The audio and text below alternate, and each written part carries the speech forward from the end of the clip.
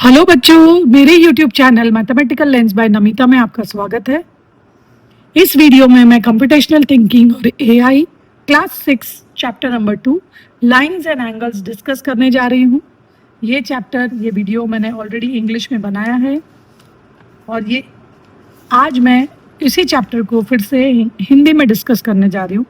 तो आपको जो भी लैंग्वेज कंफर्टेबल हो आप वो वीडियो देख सकते हैं। Chapter 2 lines and angles. Each friend, question 1 है, each friends A, B, C, D, E, F, G and H, they are sitting at equidistant position around a circular table. तो ये 8 लोग हैं, ये टेबल जो बना हुआ है इसके आसपास बैठे हुए हैं। Each facing towards the center, सबका मुंह किधर है? सेंटर की तरफ है। A is facing north east. B and D are facing perpendicular direction. B is to the immediate left of A, while C is exactly between E and F. अब ये कुछ कंडीशंस दी गई है, इसके हिसाब से हमें यहाँ पर फिट करते जाना है ये वाले फ्रेंड्स को, जो A to H है, नाम दिए गए हैं, ठीक है। और बाद में हमें क्या ढूंढना है? G is sitting exactly between B and D. What is the angle between the directions that A and C are facing? तो ये एंगल ढूंढने के लिए सबसे पहले तो हमें सबकी पोजीशन ढूंढनी पड़ेगी, ठीक है। सो पहला पॉइंट यहाँ क्या दिया हुआ है? ए इज फेसिंग नॉर्थ ईस्ट, मतलब ये जो डायरेक्शन हो गई ये हो गई नॉर्थ ईस्ट, ठीक है।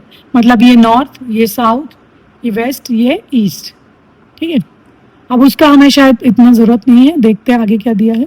B and D are facing perpendicular direction, B and D are facing. अभी हमें बी और डी की पोजीशन नहीं पता है तो वो हम बाद में देखते हैं। नेक्स्ट पॉइंट क्या है? B is immediate to the left of A. अब ये हम आसानी से लिख सकते हैं बिकॉज ए की पोजीशन दी है, मतलब B is immediate left side, तो बी की पोजीशन ये हो गई। While C is between E and F. अब हमें ये तीनों की पोजीशन नहीं पता है, जो जो पहले समझ में आता है वो आपको लिखते जाना है, ठीक है। तो बी लिख दिया, ये अभी हम रहने देते हैं। नेक्स्ट पॉइंट पे आते हैं। B and F are facing opposite direction. अब हमें B की पोजीशन पता है तो ऑपोजिट डायरेक्शन मतलब F यहाँ पर होगा, ठीक है। And G is sitting between B and D. अब वापस इन पोजीशन पे जाते हैं। B and D are facing perpendicular direction. अब B and D perpendicular direction मतलब D यहाँ भी हो सकता है, D यहाँ भी हो सकता है, दो पोजीशन है D की, ठीक है। एक अलग कलर से लिखती हो क्योंकि हमें डिसाइड करना पड़ेगा कौन सा कहाँ पर है।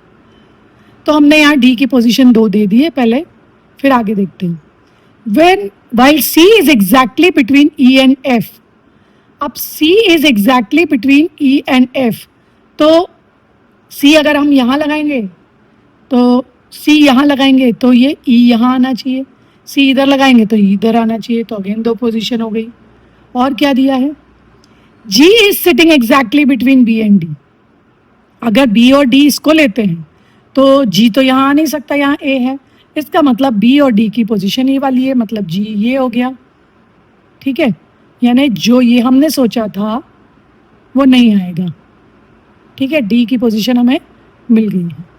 अब क्या दिया था? C is exactly between E and F, तो ये F है मतलब ये E है और C की पोजीशन एग्जैक्टली उसके बीच में आ गई, ठीक है। तो बचा क्या हमारे पास? H जो जगह बची है वहां पर H आ जाएगा। तो हमें सारे लोगों की पोजीशंस मिल गई अभी। अब क्या पूछा है? What is the angle between the directions that A and C are facing. अब हमें ये ढूंढना है, ये A एंड C। अब वो कैसे ढूंढेंगे हम इसका एंगल ढूंढने के लिए? अगर हम देखेंगे तो ये जो सर्कल है वो कितने हिस्से में डिवाइड हो गए हैं? 8 एंगल्स में, ठीक है। 1 2 3 4 5 6 7 8 और टोटल सर्कल का एंगल कितना होता है? 360 डिग्री। 360 को अगर हम 8 से डिवाइड करेंगे तो हमें क्या मिलेगा? 45 डिग्री। यानी ये 2 लोगों के बीच में कितना एंगल है? 45, ये 45, यानी टोटल हो गया 45 + 45 यानी 90 डिग्री, ठीक है। तो हमारा आंसर होगा option B, 90 degree. Question 2. Avi and Sam attend dance sessions in the afternoon. Avi's session starts when an angle between the hour hand and the minute hand of the clock is 60 degree. ठीक है। तो are hand और minute hand का जो angle 60 degree होता है तब अभी का सेशन स्टार्ट होता है, और Sam session starts at 1:55 PM. What is the least possible difference between the starting times of both the sessions? तो मैंने पहले ये घड़ी ले ली है ताकि हमें समझ में आए हम क्या करते हैं। पहले सैम का टाइम क्या है 1:55, 55 मतलब ये, और 1:55 मतलब ऑलमोस्ट 2 के आसपास, पास में, लेकिन थोड़ा छोटा। ये है सैम का टाइम जब उसका सेशन स्टार्ट होता है। अब हमें क्या कहा गया है कि अभी का जो सेशन स्टार्ट होता है उसका एंगल है, उसके जो दोनों हैंड्स का एंगल है, मिनट हैंड और आवर हैंड का एंगल 60 डिग्री होना चाहिए, और ये दोनों के टाइम में मिनिमम डिफरेंस होना चाहिए, कम से कम, यानी कम से कम डिफरेंस होना चाहिए दोनों के टाइम में, अभी और सैम के टाइम में। अब एंगल कितना है 60 डिग्री। अब सबसे पहले हर एक नंबर के एंगल कितने होते हैं, हर एक दो नंबर के बीच का एंगल कितना होता है वो हम कैसे ढूंढेंगे, 360 डिवाइड बाय 12। क्यों 12? टोटल एंगल क्या होता है 360 डिग्री, एक सर्कल का एंगल होता है 360 डिग्री, और यहाँ पे 12 नंबर्स लिखे हैं, मतलब हम 12 से डिवाइड करेंगे तो हमें मिल जाएगा 30 डिग्री। मतलब कोई भी दो नंबर के बीच का एंगल कितना होता है, जैसे 2 और 3 के बीच में हो गया 30 डिग्री, 3 और 4 के बीच में हो गया 30 डिग्री, 30 डिग्री ऐसे, ठीक है। अब हमें दोनों के बीच में मिनिमम डिफरेंस रखना है, तो अभी तो एंगल 90 डिग्री, हमें 60 डिग्री तक लाना है, तो हम क्या करेंगे, इसके बाद 1:55 के बाद वाला टाइम जो नज़दीक पॉसिबल है जिसमें 60 डिग्री होगा, तो हम क्या करेंगे, इस हैंड को यहाँ ले आएंगे, मतलब क्या हो गया, और ये थोड़ा सा शिफ्ट हो जाएगा तो बच जाएंगे 2 o'clock, ठीक है। तो ये 2 o'clock हो गया, और ये भी हो गया 60 डिग्री, बिकॉज ये 30 + 30 60 डिग्री, ठीक है, टोटल हो गया 60 डिग्री। तो अब पहले वाला टाइम क्या था 1:55 सैम का टाइम, और इसका हो गया 2, बहुत नज़दीक हमने टाइम ले लिया, नेक्स्ट टाइम भी ले लिया जिसमें 60 डिग्री एंगल बने, ठीक है। तो मिनिमम डिफरेंस इन टाइम क्या है, 5 मिनट का अंतर है, 2 बजने में और 1:55 में, ठीक है। तो हमारा आंसर होगा option B 5 minutes. Option B 5 minutes जो है वो करेक्ट आंसर है। Question number 3, an equilateral triangle, equilateral triangle क्या होता है, all angles are equal, all sides भी इक्वल होती है, इज गिवन बिलो, तो ये एंगल दिया हुआ है, ट्राइंगल दिया हुआ है। At minimum by how many degree should the triangle be rotated anticlockwise so that it looks exactly like the original triangle, ठीक है। अभी ये इसकी पोजीशन है ABC, ठीक है। अगर हम इस पर फोकस करेंगे तो इसे हमें पूरा एंटी क्लॉकवाइज मतलब क्लॉक जो घड़ी के हैंड्स है वो ऐसे घूमते हैं राइट की तरफ, एंटी मतलब उल्टे घुमाना है, तो ये हमें इस ट्राइंगल को उल्टा घुमा। तो बेसिकली हमें क्या करना है, ये जो एंगल है ये ढूंढना है, क्योंकि C जो है वो इस तरफ आ जाएगा, सेम पोजीशन रखेंगे, और C इधर आ गया तो A इधर आ गया, मतलब क्या हो जाएगा, आफ्टर रोटेशन ये C था इधर आ गया, A इधर आ गया, और B, क्योंकि हमें सेम दिखना चाहिए तो हमें एंगल कितना ये वाला एंगल ढूंढना है। अब ये एंगल ढूंढने के एक ये तरीका हो सकता है, बिकॉज ये इक्विलेटरल ट्राइंगल है तो ये हर एक एंगल 60 डिग्री होगा, ठीक है। तो ये स्ट्रेट एंगल है, मतलब टोटल हो गया 180 में से 60 निकालेंगे तो क्या आ जाएगा 120 डिग्री, क्योंकि ये यहाँ था, यहाँ से यहाँ आ गया, तो इतना एंगल हमें ढूंढना है, इस पोजीशन से इस पोजीशन, ऐसा टर्न, एंगल क्या होता है, टर्न होता है, तो 120 डिग्री टर्न लेगा वो, that is option C 120 degree. Question number 4, what will come in place of question mark. Question mark यहाँ पे दिया हुआ है, पहले उससे पहले हमें ये पैटर्न हर एक में समझनी पड़ेगी। तो अगर हम पहला वाला देखेंगे, यहाँ 90 डिग्री दिया हुआ है, और ये सर्कल को 4 पार्ट्स में डिवाइड किया है, तो अगर हम डिवाइड करके देखेंगे, सर्कल का एंगल होता है 360 डिग्री, उसको हम 4 से डिवाइड करेंगे तो क्या मिलेगा, 90 डिग्री ही मिलेगा। ठीक है, तो ये पैटर्न हमें यहाँ पे सही लग रहा है। नेक्स्ट वाला देखते हैं, यहाँ पे कितने पार्ट्स हैं, 3 पार्ट्स हैं। तो 360 को अगर हम 3 से डिवाइड करेंगे तो क्या मिलेगा, 120 डिग्री, 12 3 जा 36, तो ये भी हमारा पैटर्न सही है। यहाँ पे कितने पार्ट्स हैं, 8 पार्ट्स हैं, तो 360 को 8 से डिवाइड करोगे तो क्या मिलेगा, 45 डिग्री। मतलब ये जो एंगल है उस हिसाब से ही सर्कल को पार्ट्स में डिवाइड किया गया है। तो यहाँ पे एंगल कितना दिया है, 60 डिग्री दिया है। सो 360 डिवाइड बाई 60 करेंगे तो क्या मिलेगा, 6, यानी 6 पार्ट्स वाला फिगर हमें आइडेंटिफाई करना है ताकि हर एक एंगल जो हो वो 60 डिग्री हो। तो जो ऑप्शन सी है। Question number 5, A and B visit a park. When A visited the park, the minute hand had pointed at 12 and the other hand was 150 degree clockwise from it. And when B visited the park, the hour hand pointed at 5 and the other hand was 210 degree clockwise from it. Based on the above information, which of the following statement is true?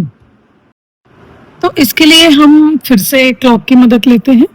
सबसे पहले मैंने पहले भी बताया था कि हर एक number के बीच का एंगल कितना होता है, 360 डिवाइड बाई 12 यानी 30 डिग्री होता है। हर एक दो नंबर के बीच में 30 डिग्री होता है। ठीक है, अब जो ए है क्या दिया हुआ है, उसका मिनट हैंड 12 पे है। ठीक है, और क्लॉकवाइज 150 डिग्री घूमने पे, अब 150 डिग्री आप कैसे कर सकते हो, आप गिनती करके भी कर सकते हो या डिवाइड करके भी कर सकते हो। तो 30 मैंने बताया, दो नंबर के बीच में 30, सो 30 60 90 120 150, मतलब आर हैंड यहाँ पे आ गया। मतलब ए कब पहुंचा, 5 बजे, PM AM जो भी है। ठीक है, तो ये हो गया एक ही बात। अब बी का आर हैंड क्या दिया हुआ है, वो 5 पे दिया हुआ है। ठीक है, जो ऑलरेडी 5 पे, पर मैं अलग कलर से कर रही हूँ ताकि आपको थोड़ा समझ में आए। आप क्लॉकवाइज ही जाना है आपको। ठीक है, घड़ी की तरफ ही घूमना है, जैसे घड़ी घूमती है, घड़ी के हाथ घूमते हैं।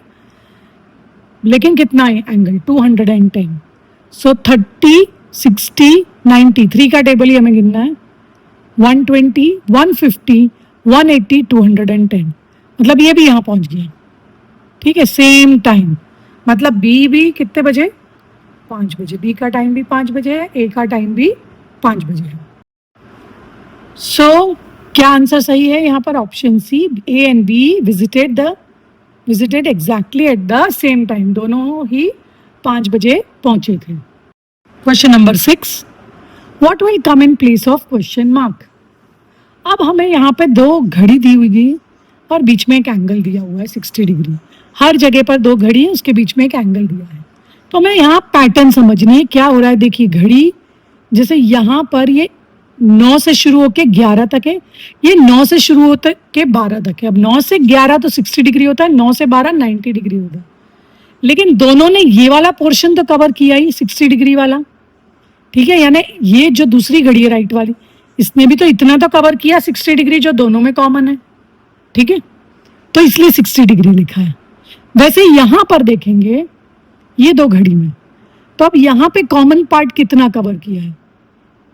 देखो ये 4 से शुरू हुआ, ये 6 से शुरू हुआ, मतलब ये पोर्शन तो गया।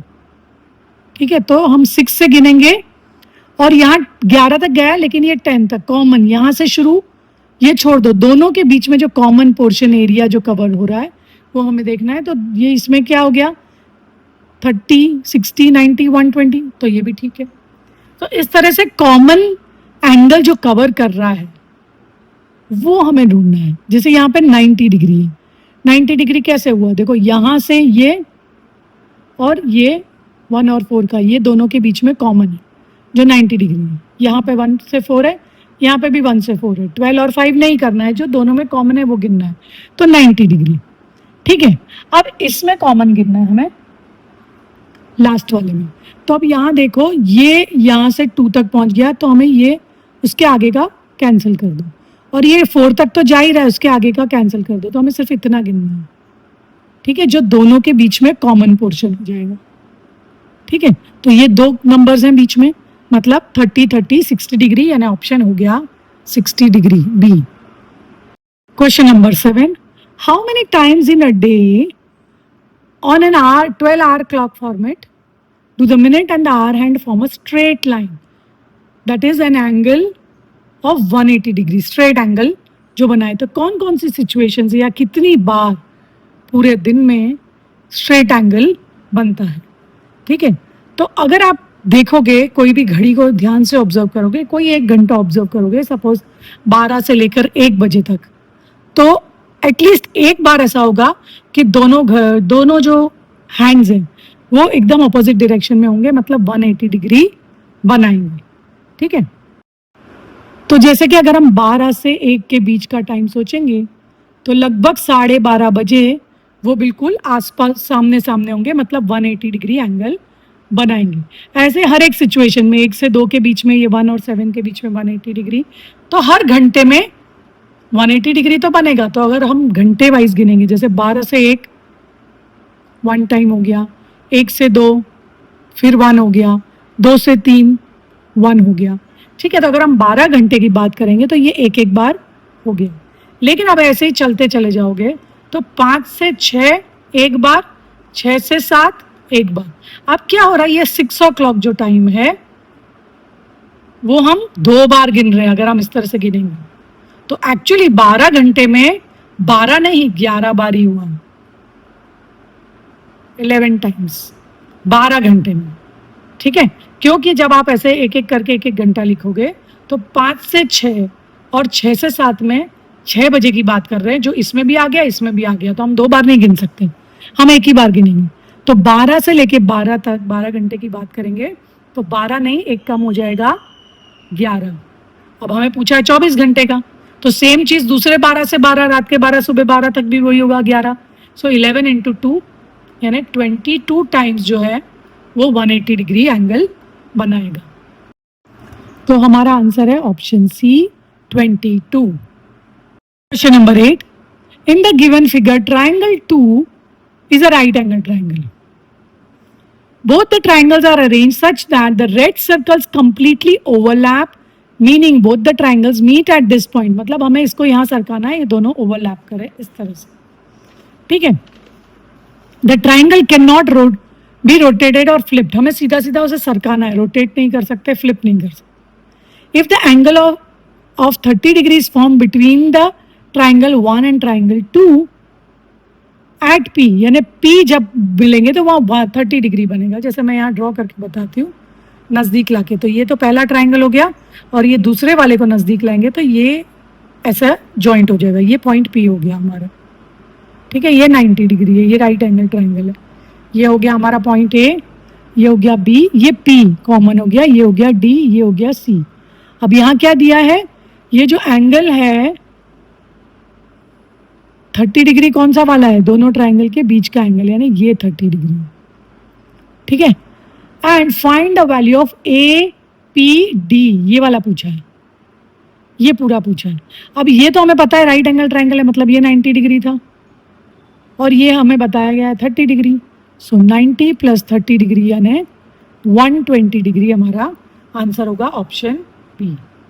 Question number 9, Sam draws 3 line segments AB, BC and BD with a common point B on a sheet of paper. Angle ABC is 108 degree, angle CBD is 162 degree and these angles lie on either side of the line segment BC.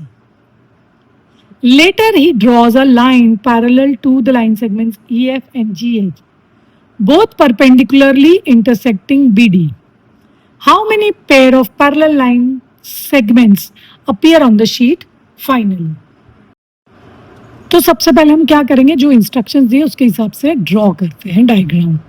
तो एक point ले लिया B, इसी point से A B B C और B D बनाना है। तो समझो ए बी, ये अगर हो गया हमारा पॉइंट बी, ये हमने ले लिया ए, क्योंकि यहाँ दिया है ABC 180 डिग्री है, तो ये थोड़ा सा यहाँ पर समझो बना दिया, ये C हो गया, ठीक है। और क्या दिया है 162 डिग्री CBD यानी D इस तरफ कहीं आएगा, 162 डिग्री बनाना है, ठीक है। तो ये हो गया हमारा पॉइंट D, ठीक है। तो ABD ये हो गया 102, ये थोड़ा स्ट्रेट लग रहा है 108, ठीक है। आपको थोड़ा सा टेढ़ा बनाना है, आप स्क्वेयर यूज करोगे तो जल्दी से समझ में भी आएगा और सही भी रहेगा, ठीक है। और ये कितना है 162 डिग्री, ये दो चीजें दी हुई है। एंड ये दोनों BC के, ये BC है दोनों के आइदर साइड पे, यानी हो गया ना, ये इस तरफ है, ये इस तरफ है, BC के एक इस तरफ है, एक इस तरफ है, यानी दोनों सेम साइड नहीं है। बाद में वो दो पैरेलल लाइन सेगमेंट्स ड्रॉ करते हैं, एक है EF, दूसरी है, थोड़ी यहां जगह कर देते हैं, GH, परपेंडिकुलर, ये दो पैरेलल है एक दूसरे को, लेकिन BD को परपेंडिकुलर है। ये हमारा B था, या हमारा D यहां बना देते हैं GH, ठीक है। तो ये तो हो गया हमारा डायग्राम। अब इन्होंने क्या पूछा है, how many pair of line segments, parallel line segments appear on the sheet finally. तो कितनी पेयर पैरेलल लाइन सेगमेंट्स यहाँ पर है। अब पहले हम क्या करेंगे, ये वाला एंगल नहीं दिया है वो ढूंढ लेते हैं, अदरवाइज तो हमें दो पैरेलल लाइन सीधी सीधी दी हुई है, पर ये एंगल कितना है वो देख लेते हैं। तो 102 प्लस 162, ये कितना हो गया हमारा 270, मतलब 360 है। टोटल सर्कल 360 होता है, तो 360 माइनस 270 करेंगे तो आ जाएगा हमारा 90 डिग्री, ठीक है। मतलब ये जो एंगल हो गया, ये राइट एंगल है 90 डिग्री। तो ये लाइन भी अगर मैं एक्सटेंड करूंगी AB को, तो ये भी एक पैरेलल लाइन हो जाएगी, बिकॉज ये 90 डिग्री है, ये भी परपेंडिकुलर ऑलरेडी दिया हुआ है, तो ये तीनों लाइंस आपस में पैरेलल होगी। तो कितनी लाइंस हमें पैरेलल मिल रही है, AB है, AB पैरेलल टू EF, ठीक है। दूसरा AB parallel to GH,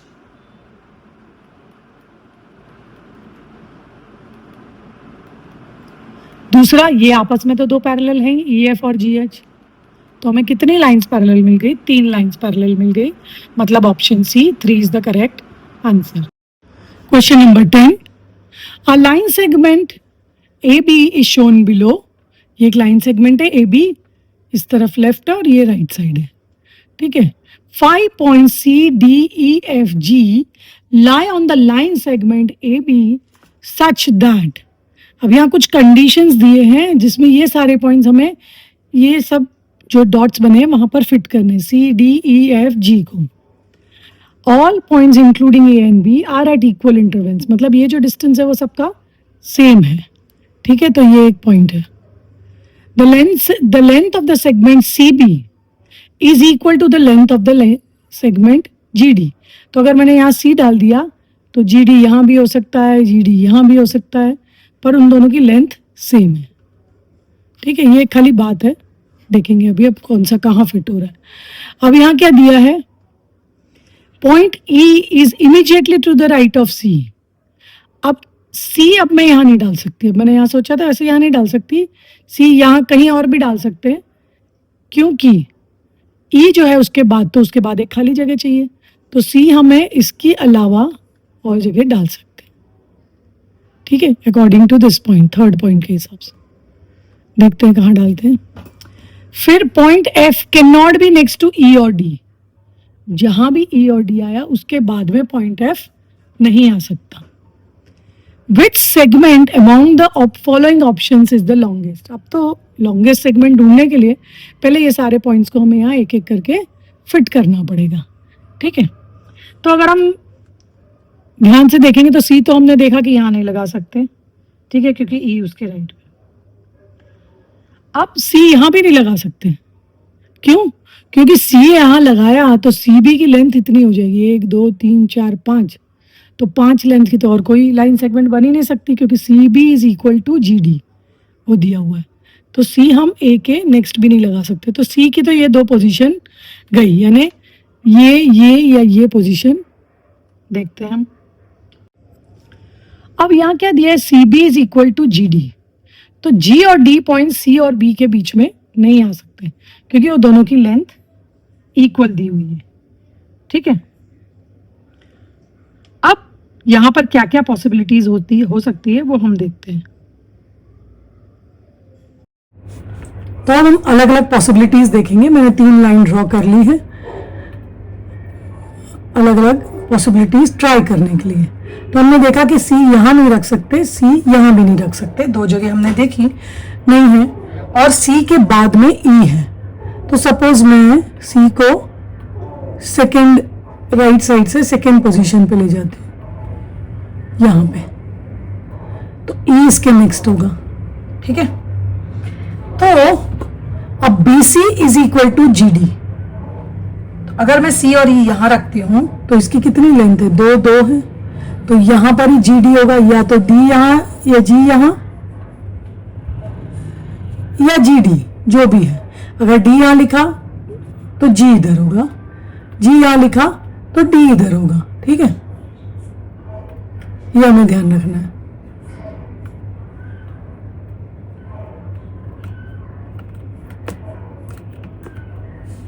G D समझ में आया क्यों मैंने यहाँ जी डी लिखा? क्योंकि क्या दिया है, सी बी और डी जी की लेंथ सेम है। तो अब हम देखेंगे कि डी लिखेंगे कि जी लिखेंगे, पर ये 2 पॉसिबिलिटीज है। ठीक है, ये एक हमने ले लिया सी की कंडीशन। अब अगर सपोज सी यहां पर है, ये एक ले ली पॉसिबिलिटी, तो ई यहां पर होगा। अब कितनी लेंथ हो गई बी सी की, 3, 1 2 3। ठीक है, तो इसमें क्या होगा, जी या डी यहां पे लिख दिया और डी या जी यहां पे लिख दिया। ठीक है, तो यहां पर एफ आ जाएगा। नेक्स्ट कौन सी पॉसिबिलिटी बची, ये और ये कर दी। अब हमने अब यहां सी ले लेंगे, तो ये कितनी लेंथ हो गई, 1 2 3 4, तो ई उसके नेक्स्ट है। अगर हमें 4 चाहिए तो डी या जी यहां लिखेंगे और 1 2 3 4 डी या जी यहां पे लिखेंगे। ठीक है, तो ये 3 पॉसिबिलिटीज हो गई। अब इसके आगे अगर हम सी को रख नहीं सकते एक के बाद, क्योंकि लेंथ बहुत ज्यादा हो जाएगी, उतना डिफरेंस हमें मिलेगा नहीं, क्योंकि हमें जी डी और बी सी को सेम लेंथ रखना है। अब यहाँ जो लेटर बचा था वो यहाँ हम फिट कर देते हैं। सपोज यहाँ एफ है, इधर एफ ऑलरेडी लिख दिया और ये एफ है। अब एक और पॉइंट दिया था कि एफ जो है it can not be next to E और डी, तो ये वाले में ये डी के आसपास है, चाहे डी हम यहाँ लिखे चाहे यहाँ लिखे, तो ये पॉइंट कैंसिल हो गया। और यहाँ पर जो एफ है वो भी डी के पास में है। ठीक है, नेक्स्ट टू डी है, तो ये भी एलिमिनेट हो गया, ये नहीं, तो हमारे पास सिर्फ एक ही पॉसिबिलिटी बची। जब एक ही पॉसिबिलिटी बची मतलब वही करेक्ट पॉसिबिलिटी है। ठीक है, तो हमारे फाइनल पॉइंट्स क्या हो गए, A F G C B और डी। क्यों यहाँ जी लिखा मैंने, अब फाइनल कर दिया मैंने, डी हटा दिया क्योंकि डी के पास में एफ नहीं हो सकता, इसलिए यहाँ हम जी लिखेंगे और यहाँ पर डी लिखेंगे। तो जो हमारा फाइनल पोजीशन आ गई है वो हम यहाँ लिख लेते हैं, ए एफ इधर जी हो गया, सी ई और ये हो गया हमारा डी। अब इसमें से सबसे लंबी लेंथ कौन सी है, जी सी देखेंगे तो जी सी इतनी है, एफ ई 1 2 3 है, जी ई 1 2 है और एफ डी 1 2 3 4 4 लेंथ है। ठीक है, सो हमारा आंसर होगा option D F D. Now the thinking spot questions बहुत इंटरेस्टिंग होते हैं। इसका ज़्यादातर आपके कॉन्सेप्ट से कोई रिलेशन नहीं है, आपको सोचना आना चाहिए, स्टेप बाय स्टेप थिंक करना आना चाहिए, तो उसमें मज़ा आने लगेगा। तो क्वेश्चन है, there are 4 ropes ABCD, 4 ropes है ABCD जिनके नाम है। Each rope has a different length and a different colour chosen. Colours दिए हैं पर किसका कौन सा है पता नहीं, ब्लू, रेड, ग्रीन और येलो, और हर एक की लेंथ भी अलग अलग है। लेकिन कुछ सेंटेंसेस दिए हैं जिसको हमें समझकर हमें सारे कलर्स आइडेंटिफाई करने हैं, मतलब कौन सा रोप कौन से कलर का है। और देखते हैं कि करके, जैसे rope B is longer than only the green rope. अब यहां पर 2 चीजें हैं, पहले तो रोप्स हैं और कलर्स हैं। जब 2 चीजें मिक्स होती है तो हम क्या करेंगे, 2 ऐसे कॉलम्स बना लीजिए, तो और 4 चीजें हमें फिट करनी है। यहां पे देखो ग्रेटर शॉर्टर उस हिसाब से दिया है, तो हम क्या करेंगे, 4 यहाँ पर ABCD फिट करेंगे रोप का नाम, और यहाँ पर कलर फिट करेंगे अकॉर्डिंग टू इंस्ट्रक्शंस, और यहाँ ये ग्रेटर का सिंबल डाल देंगे क्योंकि हम उस हिसाब से अरेंज कर रहे हैं, ग्रेटर और स्मॉलर। आप उल्टा भी कर सकते हो जैसा आपको सही लगे, पर क्वेश्चंस को ध्यान से समझना है। तो क्या दिया है यहाँ पर, rope B is longer than only the green rope, मतलब सिर्फ ग्रीन रोप से वो बड़ी है। इसका मतलब क्या हुआ, ग्रीन रोप जो है सबसे छोटी हुई, तो सबसे छोटी हम यहाँ लाके लिखेंगे, ग्रीन कलर लिख दिया। और बी जो है वो सिर्फ ग्रीन से बड़ी है, तो मतलब बी इधर तो नहीं आएगी, ये तो बराबर हो जाएगी, यहाँ आ जाएगी, ये हो गया बी। ठीक है, अब क्या दिया है, the blue rope is longer than B but shorter than C. अब ब्लू रोप है, जो ब्लू कलर की रोप है वो बी से बड़ी है, तो बी से बड़ी मतलब इधर, पर कलर हम कहाँ लिख रहे हैं, नीचे लिख रहे हैं, तो हम यहाँ लिख देंगे ब्लू रोप। लेकिन क्या दिया है, शॉर्टर देन सी, तो सी यहाँ आ जाएगा क्योंकि सबसे बड़ी तो यही होगी। ठीक है, तो 2 कलर और 2 रोप्स फिट हो गए। अब क्या दिया है, रोप ए इज नॉट ब्लू, मतलब ब्लू के यहाँ पर आप ए नहीं लिख सकते, तो ए के लिए क्या ऑप्शन बचा, खाली ग्रीन बचा। ठीक है, तो हमने ए लिख दिया वहां पे। अब क्या दिया है, येलो इज द लॉन्गेस्ट, तो लॉन्गेस्ट तो हमें मिल गई थी, मतलब सी जो है वो येलो हो गई। ठीक है, यानी यहाँ हमारे पास कौन सा लेटर बचा, डी। अब हमारे पास एक ही एक लेटर और एक ही एक कलर बचा है, तो बी कौन सा हो गया, कौन सा कलर बचा है, रेड कलर बचा है। ठीक है, ब्लू आ गया, येलो आ गया, ग्रीन आ गया। तो यहाँ क्या पूछा था, विच रोप इज रेड, तो हमें मिल गया ऑप्शन बी, बी रोप जो है वो हमारे रेड कलर की है। तो आई होप आपको ये वीडियो में मज़ा आया होगा ये सॉल्व करने में क्वेश्चंस, क्योंकि इसमें आपको बहुत ज़्यादा रट्टा लगाने की ज़रूरत नहीं है, आपको खाली स्टेप वाइज सोचना है। जैसे इस क्वेश्चन में, इस पर्टिकुलर क्वेश्चन में 2 चीज़ों की बात हुई थी, तो हमने 2 कॉलम ड्रॉ कर लिए। कॉलम्स बना के भी एक एक जो चीज़ समझ में आती जाए वो आप लिखते जाइए। सारा एक साथ पढ़ेंगे तो आप कभी भी बैठ के ये क्वेश्चन सॉल्व करने का ट्राई नहीं करेंगे। इसलिए क्या है, जितना समझ में आ रहा है उतना लिखते जाओ, अपने आप रास्ते खुलते चले जाएंगे। ठीक है, क्योंकि क्वेश्चन पढ़ के तो क्या लगता है हमें, डेड एंड लगता है, अरे ये तो नहीं हो सकता। लेकिन जब हमें दूर से कोई डेड एंड दिखता है लाइफ में भी, हम वहां तक जाने की कोशिश तो करें। जब कई बार होता है हमें लग रहा है सामने तो दीवार है, जब नजदीक जाते हैं अरे यहाँ तो पतला रास्ता है। तो सेम चीज यहाँ पर कंप्यूटेशनल थिंकिंग में, तो एक एक स्टेप देखो हमने समझे और करते चले गए, तो सारा रास्ता अपने आप साफ होता चला गया और हमें आंसर मिल गया। ठीक है, तो यही लॉजिक जो हमारा लाइफ का लॉजिक है, कभी भी रुकना नहीं है, चलते चले जाना है, रास्ते अपने आप मिलते चले जाएंगे। वैसे इसमें भी आंसर आपको मिलता जाएगा। ठीक है, आई होप आपको मेरे वीडियोस पसंद आ रहे होंगे, आपको अच्छे लग रहे हैं तो प्लीज़ आप लाइक कीजिए, कमेंट कीजिए, क्वेश्चंस पूछिए। क्वेश्चंस पूछना बहुत ही अच्छी आदत है, नहीं समझ में आता 1000 बार पूछिए, स्कूल में पूछिए, यहाँ पर पूछिए। जितने सवाल पूछेंगे उतने आपको क्लैरिटी आती जाएगी लाइफ में भी और पढ़ाई में भी। ठीक है, तो और अगर मेरा चैनल आपने सब्सक्राइब नहीं किया है तो सबसे पहले जाके वो कीजिए, बेल आइकन दबाइए ताकि आपको नोटिफिकेशंस मिलते रहें। Thank you.